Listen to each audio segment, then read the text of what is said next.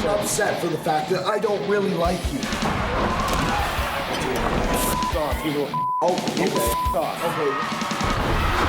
I just assumed you liked me because I thought we were good friends. So if you don't like me, fair enough. You. Fine. These men are professional wrestlers, but this argument is no act. And I don't have to like you to be your business partner. I thought we were best friends. Well, In fact, it's the end of a friendship. So what brought on this end? 5 years of chasing a dream. In professional wrestling, that dream is always the pursuit of the spotlight. This is the story of a group of wrestlers, a 6-city tour, and the unavoidable clash of egos.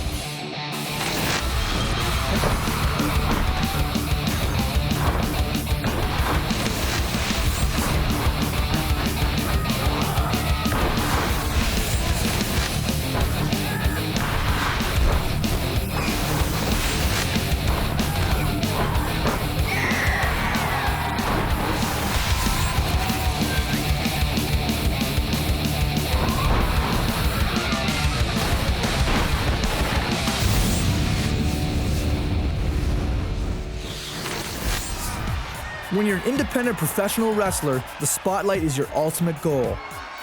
With recognition comes more matches, and with more matches comes more money. For the Cardinal Sinners, Peter Smith and Mike Hughes, more money means they can make a living doing what they love. They had just left the Maritimes en route to the nation's capital, Ottawa, Ontario, for the remaining 3 shows of the 6-city wrestling tour. Joining them on the final 3 shows were Gary Gallant, Frankie Sloan, and Rick Doyle. Gary, a Canadian wrestling legend, was hesitant to go back on the road after he hadn't wrestled in over a year and wasn't exactly in tip-top shape. And a whole fucking whack of McDonald's. But nonetheless, he was pumped to be back on the road with the boys. Frankie, a native of Liverpool, England, and a veteran of 19 years in the business, wrestles over 300 times a year in England and was excited to be wrestling in Canada for the first time in his life. Rock and roll fucking Canada, man. Rick, however, was a different story. He was a part owner of this series and wrestling tour with Peter Smith and myself, Greg Hemmings, the producer of the show. Rick had basically given up the dream of making the big time and was hesitant to invest the energy and emotion into the business again after our last wrestling TV series, Wrestling Reality, wasn't renewed for a 2nd season. Rick had become cynical and toxic, but because he was a business partner in this series, we all wanted him on the tour with us. Little did we know he was trying to fly home after only 1 day on the road. We had stopped in Quebec City for the night before continuing to Ottawa for the next show. But Rick was not interested in having any fun whatsoever, with anyone. I know I'm not in the right mind frame to go out and have fun, so I'm just staying here. They can go out and have fun. It's just not my gig anymore, man. But man, I'm here to work. I'm gonna work these shows. I've taken the time off work, so I'm gonna go do it. I'm gonna maintain my commitment. I have to. It's crazy not to. But I'm not going to go out and spend all my money tonight either. I'm just not going to. It's just crazy to do. Obviously, the wrestling business and him don't gel. This isn't for everybody. It's a hard life, and he's only really experienced a month of it full-time in his entire life, and he couldn't handle that. You should have seen him in England. He was miserable. Every day he's just miserable. His head down and moaning and crying. Rick and Peter had been partners for 5 years, getting our first wrestling documentary series, Wrestling Reality, on the air. They thought it was going to make them rich. It didn't. And Rick was bitter that it didn't pay off financially. I'm afraid to get my hopes up again.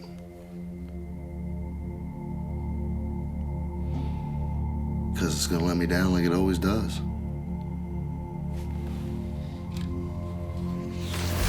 On this series, The Cardinal Sinners, Rick decided to stay home for the first 3 shows so he could provide for his family instead of being in the ring and working behind the scenes to ensure that this show was a success. The whole thing ticks me off, okay? These guys are treating this like a joke, okay? And there's no need that this needed to be a joke. And this season right here, we should have made some money. We should have. And for the first time since this thing started, I actually sat back and said, I've got a job. For all those years, Pete traveled around the world. He was doing his wrestling thing. He was doing all this stuff. And I was the guy sitting on the phone doing all the dirty work to try to make this show work. He never got off his lazy ass for 5 goddamn minutes to do anything. Now, he might be running his mouth about me right now, and I don't really give a shit if he does. But the reason we don't have money in this season is because he didn't do anything. So if he wants to sit and whine that I'm not going out, not doing anything, and not drinking tonight, then screw him as far as I'm concerned. To this point, until he got into wrestling a few years ago, Rick always succeeded in whatever he put his mind to. But when he decided to enter the world of wrestling, professional wrestling, that is something that he cannot master. That drives him crazy.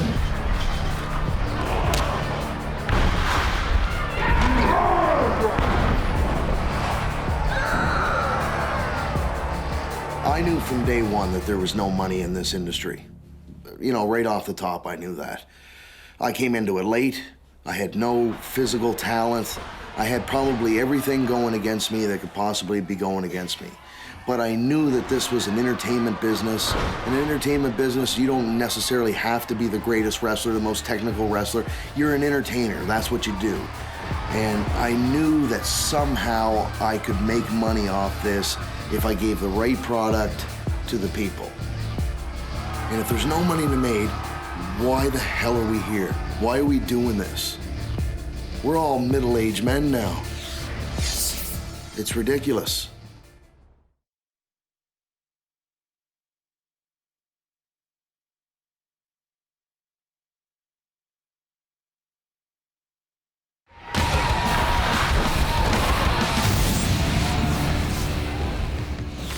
The Cardinal Sinners were now a group of 5. They were on the road to Ottawa, Ontario to complete the last 3 shows of their tour. They had stopped for the night in Quebec City to break up the long drive from the Maritimes. Unfortunately, wrestler and part owner of the series, Rick Doyle, was still being a thorn in everyone's side, a real buzzkill. Not exactly the way you're expected to act as a wrestler on the road with your friends. When I saw what kind of a mood Rick was in, it completely baffled me because I love wrestling. I love being on the road. I love being around the boys. And Rick hadn't been involved in half of the shooting that we had done, and he made the same amount of money as me. He made a fair amount of money to come away for 4 days, have a few drinks, wrestle a few matches. Why would that make somebody miserable? But it did. Life on the road is tough. Wrestling for small amounts of money, traveling in cramped vans for long distances, being away from family and friends. But as challenging as it is, having other people around you who understand how you feel makes it tolerable. Frankie Sloan and Gary Gallant met for the first time on this tour. And after only 1 day on the road, they've developed a very close friendship. First time I met Gary, but I feel like I've known him. It's fun. I feel like I've known Gary for like fucking 10 years. But every now and again you'll get certain fellas who you'll click with. Mange la plotte. Mange la plotte. The knocks and the bruises and the pain that you go through and the family life that we all go through, and like you're on the road for God knows how long. We all come from all different walks of life, but we all do the same job. And we can all understand where everyone's coming from. And that'll bring you together, like so no matter what they say about this job worldwide, it's the same. So we get up the next morning, huge snowstorm. We're all stuck, the roads are a mess, and what we thought was gonna be a 6-hour trip could potentially turn into a 10-hour trip, and we didn't even know if we'd make it to the show on time. Instant frostbite? Oh, that's brutal. Oh God, let's go. It's gonna be a brilliant start to the morning. Tired, slightly hungover, stuck in a snowbank in a French-speaking town.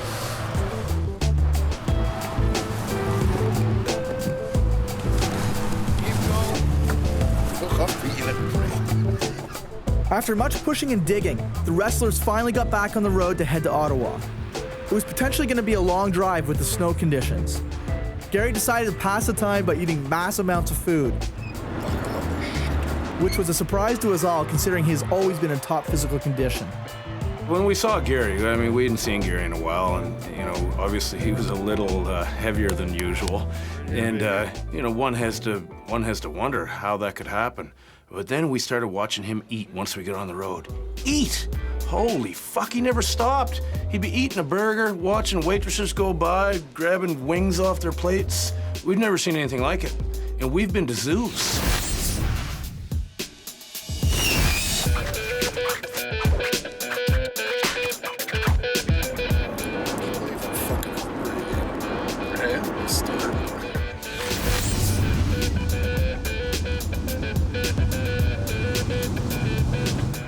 I expect the shows will be good, but I think it'll be good. I think it'll be good crowds. I think it'll be a tight show. I think it'll be a well-promoted and entertaining show, like from a presentation standpoint. Usually the drive from Montreal to Ottawa is about 5 hours, but for us it seemed to take forever. That was a combination of bad weather, and then when we finally got to the outskirts of Ottawa, there was a bad traffic jam. Well, poor production managing has left us with improper directions to get to where we're going for the second day in a row, so we don't have a clue. I've been late. I've showed up to shows where we're putting our boots on in the car while we're driving towards the town. And you basically get out of the car and almost right into the ring. None of us knew what the caliber and size of the Ottawa shows were going to be. If the East Coast shows drew 300 to 400 people, we were all anticipating shows at least twice that size here in Ontario. We're at the Carleton Place Arena, finally. As it's looking, I think we are wrestling up there. We had high hopes going to Ottawa. Those high hopes were quickly dashed when we walked into the venue where we were wrestling. There's about 30 chairs set up and a ceiling that I could have reached up and touched from the floor, much less from the ring. And we thought to ourselves, oh, good God, what have we signed up for here? It doesn't take an economist to do the math. If there are only a few chairs, there'll only be a few tickets sold, which probably means the payout will be minimal, if anything at all. I'm not going to be cheap. I'm not telling you I'm not going to give you guys anything, but I'm not giving you anything. Yeah, same payout as everybody else, man.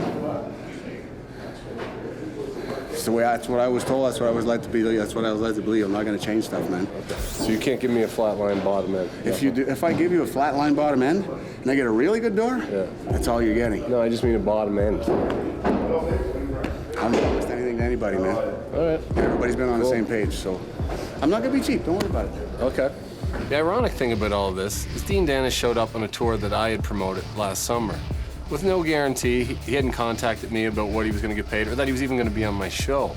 But because he drove all the way down from Ontario, I felt like that I should give him an opportunity. So I ended up paying him $60 because that's all I had left in a fixed budget that I'd already made up for my tour.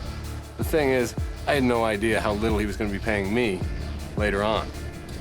We haven't been promised anything for a PO, and it depends on what happens at the door. I'll work tonight and I'll tell the tale for the next 2 nights. No fucking way. I've never wrestled for fuck all in my life. I haven't come all the way to Canada to wrestle for nothing. I'll tell you that for nothing. This is my fucking job. This isn't a laugh, this isn't a fucking holiday.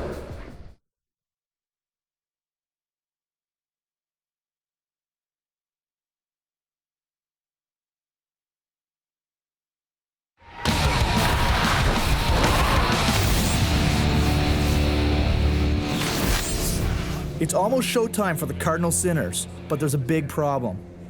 They've been told they aren't going to get a guaranteed payout from the promoter. I'm not promised anything to anybody, man. All right. Everybody's been on This the didn't same sit page. well with any of them. 18 and a half fucking years and I've never worked for free. I've never even gone anywhere for fucking free or paid for myself. Well, he said we wouldn't be working for free, but he said it would depend on my gate how high or how low it was. I said, listen, I need a bottom end. And he says, well, I can't give you one. No, I need a bottom end. Yeah. I thought it was sorted out. I made the mistake. I didn't ask. I didn't find out until we were already on the road, until I was already on the road, that it wasn't sorted out. By then it was too late. So a very worst case scenario, I'll work tonight for bottom end, and then if it's shit, I'm not working anywhere tomorrow or the next day. Well, To be fair, I think the guys had a legitimate case here concerning their money, and I don't really feel that it was 100% the promoter's responsibility to have this worked out, but I think there was one person that should have been held accountable for this.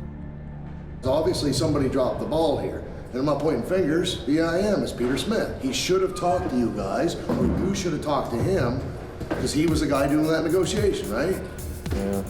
I think they have a legitimate beef. Our show promised the promoter that we were going to bring 5 guys, right? But you told the guys that they were going to get a PO from the promoter. What did I tell you? I know I told Mike that. No, the email you sent me is like you said what you was going to give me. and that I would get money off these between a certain amount and another certain amount. You didn't say you won't, depending on no house. Okay, well... Aren't you the guy that handled this whole thing? Fuck's sakes, Rick. Well, what, Peter? I told the guys the information I knew. That was it. So when they showed up here and they were told they were going to get $0, No, he if we didn't get say that, did well, he? if we get 20 people here, you're going to ask Frankie to wrestle for free? No, I'm not going to ask anyone to do anything. We have to, because we have told the promoter we're going to get 5 wrestlers. If Frankie and Mike walk off the job tomorrow because they're not getting paid... Well, you weren't stepping in 2 months ago. No, but it was handled as far as I was concerned. Is it like everything else? Hey, you gonna whine about it now because you didn't cross your T's and dot your I's? This is legitimate. Come on. I felt it was my responsibility to approach Wayne Kreiderman, one of the promoters, and try to resolve this on behalf of our guys. Well, I think the understanding I had with Pete was that we'll always take care of the guys, but it's on condition of how we do on the show. Yeah. Never guaranteed to anybody. Tonight, for sure, they will get POs. If you see a full crowd, they'll get a good PO. Okay. If you see 100 people in there, they'll get a PO, but it certainly won't be as good as what it will with a full crowd. Okay. Despite some legitimate concerns, the Cardinal Sinners decided to go out and wrestle, regardless of what the promoter, Dean Dennis, might end up paying them. Okay, a few things. Bottom line, guys, this is a family show. That means 0 vulgarity. So other than that, have a great time. Listen to your time limits. Watch your line limits. Listen to your ref. If he tells you to go home, take it home. Other than that, have fun.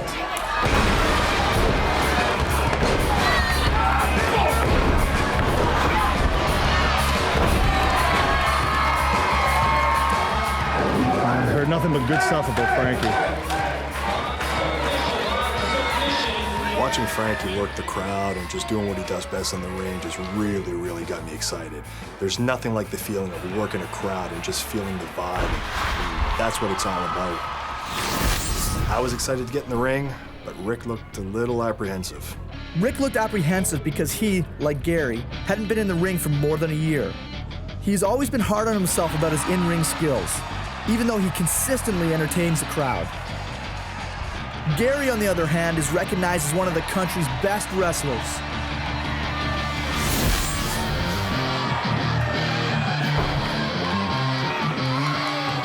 Rick was really over-anxious.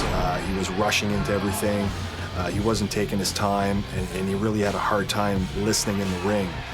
So it was a really hard match for me to direct because he just wasn't cooperating.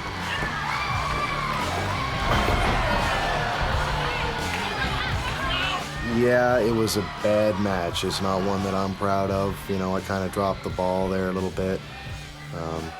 There was one point I was upside down and the ropes hanging forever. No, it just wasn't a good match. Not one to be proud of.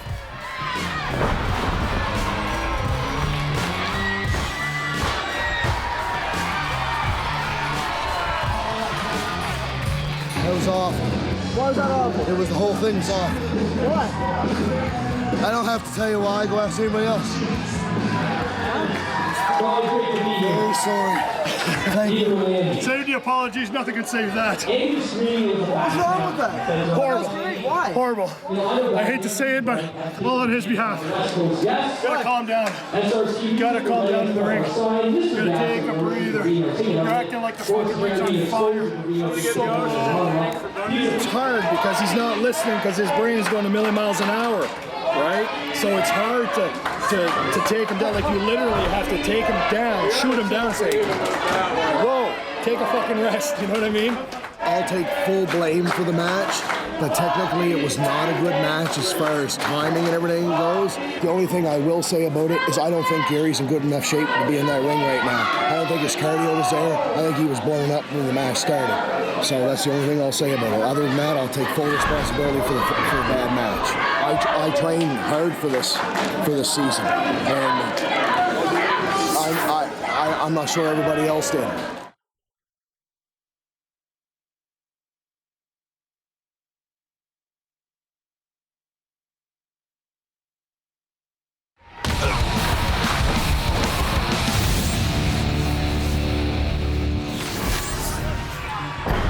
The first show of the Ottawa portion of the tour didn't turn out as hoped. The crowds were small, the matches were poor, and the payout was not guaranteed. The Cardinal Sinners all thought that the Ontario shows would be way larger than they actually were, especially because former WWE wrestling superstar Al Snow was on the card. Al Snow is probably the foremost trainer in the wrestling business. Al and I worked about, I think it was August 2nd or so in North Sydney. We did a show together. We worked very well. I was very pleased with the match or whatever. It was good with Al. We had a lot of common. We have a lot of friends in common and stuff like that. So we got to sit down. It was a very relaxed atmosphere, which, you know, sometimes is a little different when guys come from WWE and then come like they feel, some of them. Al's not one of them, but a lot of them feel like they're stepping down to us. I think the success of my career is the fact that I have loved absolutely every second of doing it. It don't matter to me if there's 10 people out there, 10,000 people, or 100,000 people out there. I love getting in the ring and trying the challenge of trying to tell a story and getting people to do the thing that we do, which is to make them pop, make them come in their pants, make them have an orgasm. And they stand up and they forget that their neighbor could see them across the ring, and they actually get so emotionally involved they want to take some kind of action, come up and shake my hand or pat me on the back or come in the ring and stab me in the heart. And that's what I want to try and do. And that's the fun. That's the magic of being a wrestler. Al Snow is such a pro that wrestling is still magic to him, even when he's in the ring with less experienced wrestlers, like Dean Danis, the promoter of this night's show. Peter thought, however, that it was a real bad move on Dean's part to feed his own ego by putting himself in the ring with Al. A main event should have the two best wrestlers in the card, not a pro versus a promoter. Al did the best he could. Nobody could have got more out of Dean, I don't think, than Al. Al's a pro and he works for the show. When your main event is that bad, you don't have to be a genius to figure out why they get less than 100 people to a show. After the show was over, I approached Dean about the matter of our payoffs. He seemed to brush it off and say that he'd deal with it later when we got to the bar. What was to be dealt with later that night would have a dramatic impact on the relationship between the Sinners and the Ontario promotion for the last two shows of the tour. Wrestling is based on respect, and as this tour is reaching its climax, it was looking like respect from all parties was being thrown out the window. What's going to happen if he doesn't give you enough money? I don't know. You see where my emotions carry me?